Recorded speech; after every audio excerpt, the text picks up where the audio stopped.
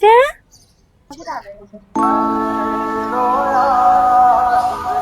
စိတ်ကြီးတော့မှာငါဘယ်လိုလုပ်ရမှာလဲငါမှရှိရပတ်စံလည်းမလောက်တော့ဘူးအမေကလည်းစိတ်ုံတက်နေရပြီတကယ်ချင်းရဲ့အဆင်ပြေသွားမှာပါငါချာကြီးကိုကူပြောပေးမယ်နော်ရှားရပါမလားရပါတယ်လားတမန်ကြီးကောင်ကြောက်မှာနော်ဂျာကြီး ဟိုင်သမီးတို့မပြန်သေးဘူးလားဘာဖြစ်လို့လဲမျက်နှာလည်းမကောင်းကြဘူးသမီးမျက်နှာလည်းမကောင်းပါလားဘာဖြစ်လို့လဲရှားသမီးလာစားလေးကြိုထုတ်ချင်လို့ဟေးသမီးအခုလာစားထုတ်ထားတယ်မဟုတ်ဘူးလားဘယ်နာလာစားရလေသမီးသုံးလိုက်တာများပြောသမီးစီမှာမရှိတော့အခုလေအမေကလည်းဆေးရုံတင်နေရဆိုတော့သမီးမှာဆေးဖို့ပေးစရာမရှိလို့ပါကြာကြီးရသမီးလာစားလေးကြိုထုတ်ပေးပါအောင်နော်လာစားကျွတ်ထုတ်ပြီးလို့ရတယ်ငါသမီးရဲ့အမပြောတယ်လေကွယ်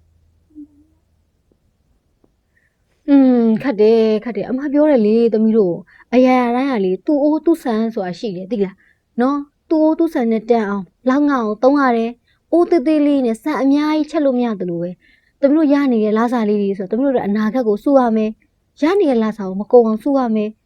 သုံးတင်တာသုံးဖြုံးတင်တာဖြုံးပေါ့ဒီပါအမထည့်ပေးလိုက်မယ်နော်အမထုတ်ပေးလိုက်မယ်သိလားနော်မိုးနေတော့ထုတ်